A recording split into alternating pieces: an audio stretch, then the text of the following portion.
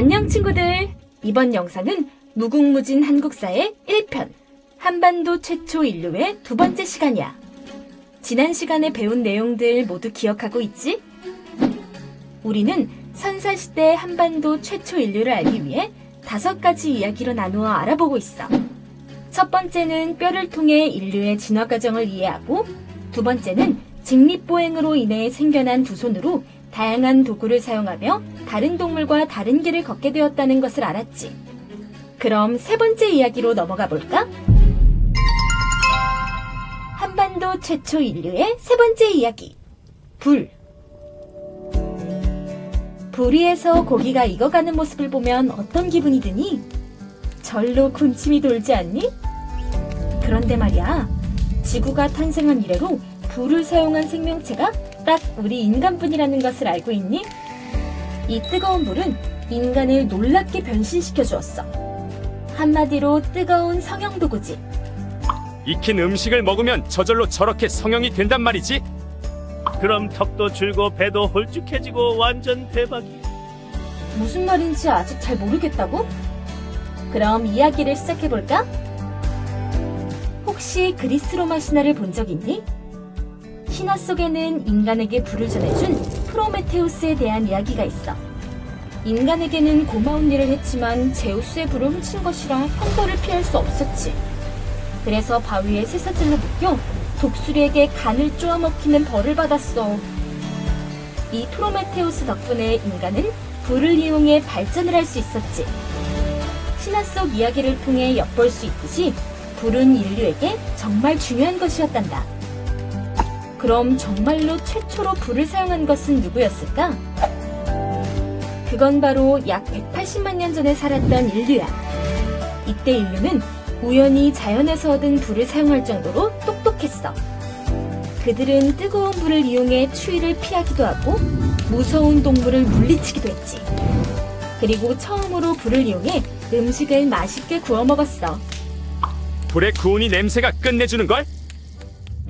질긴 생고기가 아닌 불에 구워진 고기와 야채는 질기지 않고 부드러워 먹기가 편했겠지? 그러자 점차 몸에는 놀라운 변화가 생겨났어. 크고 튼튼했던 턱과 치아가 작아지고 줄어든 거야. 그리고 소화가 잘 되니 뱃속의 긴 소화기관이 눈에 띄게 점점 줄어들었어. 그 덕분에 볼록하게 나온 배도 쏙 들어갔고 허리도 꼿꼿하게 펼 수 있었지. 음식을 구워 먹고 내가 확 바뀌었어. 이때의 인류를 곧선 사람이라는 뜻의 호모 에렉투스라고 불렀단다.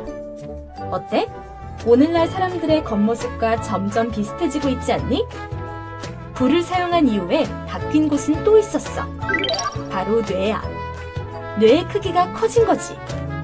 인간의 신체 가운데 뇌는 크기가 작아 보이지만 인간이 사용하는 전체 에너지의 20%를 사용할 정도로 대단한 욕심쟁이야.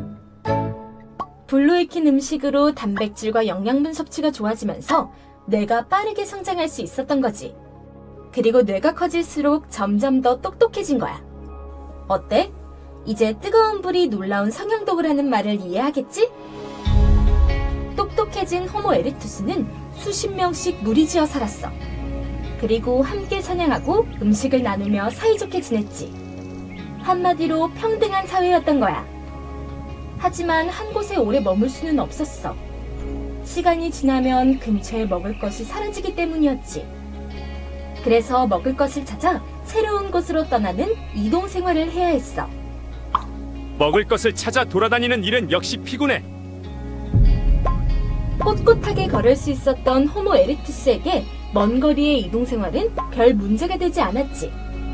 이때 호모 에렉투스는 인류 최초로 아프리카를 벗어나 세계 곳곳으로 퍼져나가기 시작했어.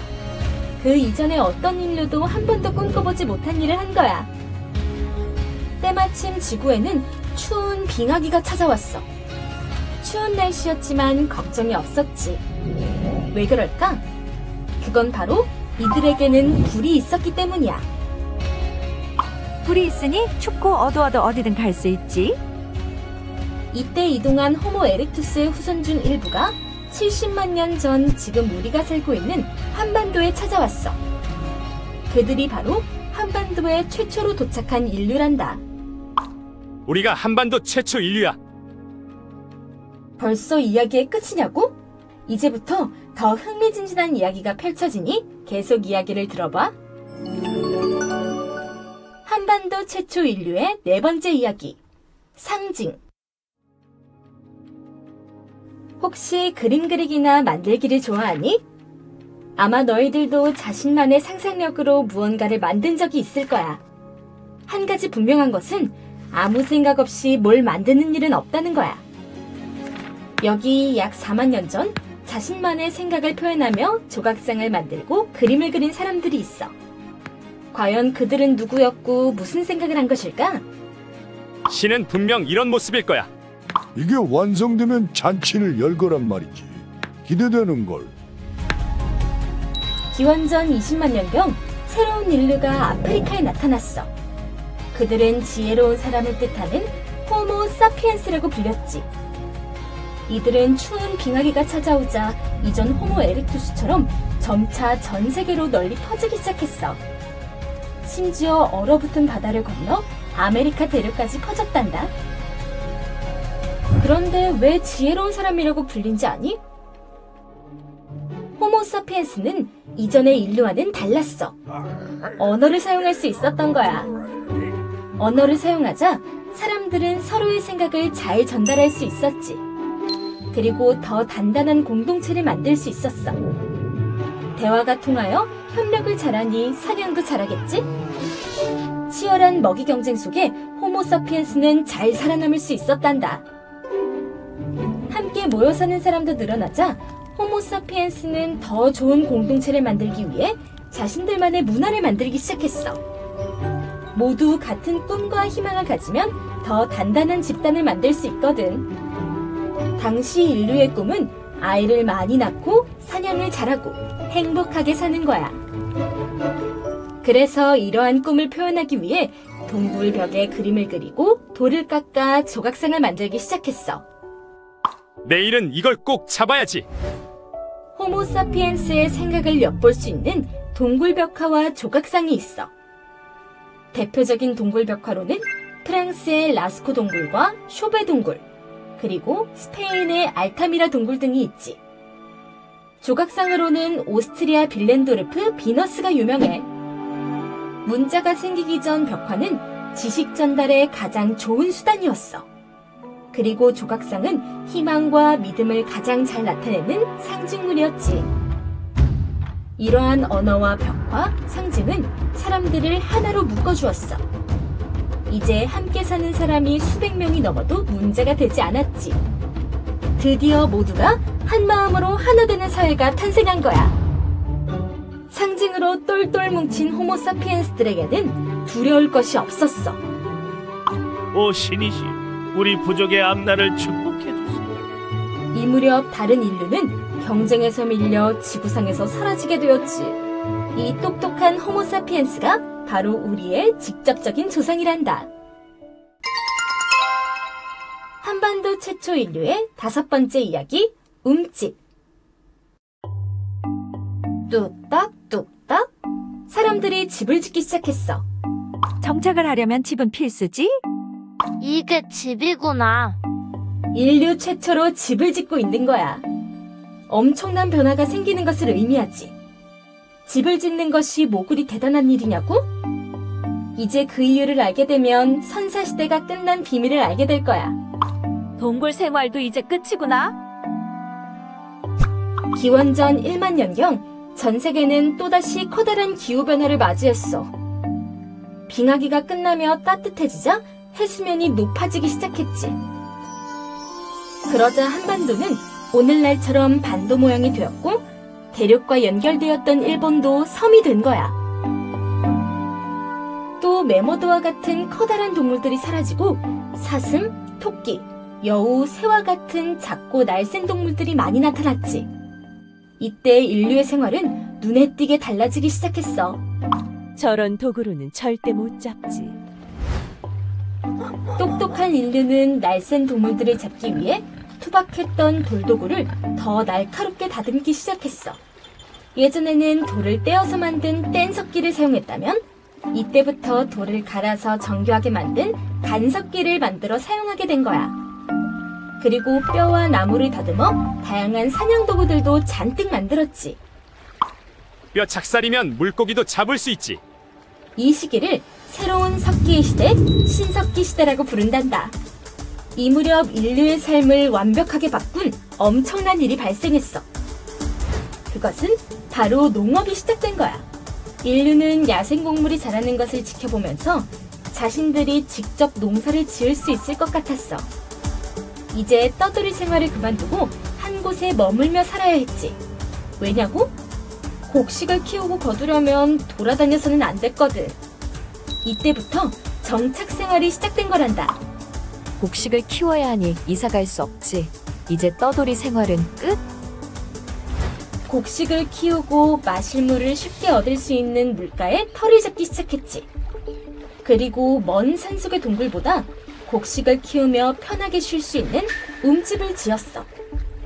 움집은 땅을 파고 그 위에 갈대나 풀로 지붕을 덮은 집을 말해. 인류의 최초의 집이었지. 농사를 지으려면 해야 할 일이 너무 많기에 수십 명이 함께 살았어.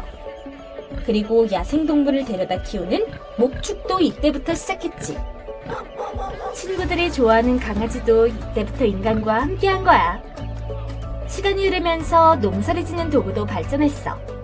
땅을 뒤집는 뒤지개, 땅을 파는 돌갱이, 주변 잡초를 제거하는 돌낫도 있었어. 구석기 시대에서는 상상도 못하는 도구들이지. 그리고 곡식을 거둔 후 먹기 좋게 가루를 낼 수 있는 갈돌과 갈판도 있었어. 농사를 짓던 신석기 시대는 눈부신 발명의 시간이었어. 그 중에 가장 돋보이는 것 두 가지만 이야기할게. 먼저 토기의 발명이야. 똑똑한 인류는 흙으로 빚은 그릇을 불에 구우면 단단해지는 것을 알아냈지. 이 토기로 보관하기 힘든 곡식에 나라를 담아둘 수 있었고 음식을 요리할 때 사용할 수도 있었어. 이동생활을 했던 구석기인들은 절대 필요하지 않았던 거였지. 토기가 없었으면 곡식도 보관을 못했을 거야. 또 다른 발명품은 가락바퀴야. 바로 옷을 만들 때 꼭 필요한 도구지. 이 도구를 이용해 실의 원료를 막대에 은 뒤 돌리면 섬유가 꼬이면서 실이 되는 거야. 이제 가죽옷뿐만 아니라 여러 섬유로 옷을 만들 수 있었어. 가락바퀴 덕분에 다양한 재료의 옷이 탄생할 수 있었지. 어때? 농사를 짓기 시작하면서 바뀐 것이 한두 가지가 아니지? 농사를 짓고 생활이 안정되자 인구가 점점 늘어나기 시작했어. 그러자 더 많은 것들이 필요해졌지. 농사일 외에 새로운 직업이 생기고 법과 제도도 만들어야 했어. 이렇게 발전을 거듭하다가 마침내 나라를 만들었어. 이 무렵에 문자가 만들어졌지. 바로 선사시대가 막을 내리고 역사시대가 시작된 거야. 이처럼 선사시대는 사회와 나라를 만들기 위한 길고 긴 시간이었어. 또 인류는 발전하는 사회 속에서 만물의 영장이 될 수 있었던 거야. 이제 한반도 역시 새로운 나라의 탄생을 예고하고 있었어. 그것은 바로 한반도 최초의 국가인 고조선이야. 한민족의 역사는 이제 시작이다. 어때? 길고 긴 선사시대 여행 재밌었니? 이제 우리는 다음 시간에 단군 할아버지를 만나고 고조선에 대해 알아볼 거야. 아주 흥미진진한 이야기가 가득하단다. 벌써 기대되지? 그럼 다음 시간에 우리 다시 만나. 안녕!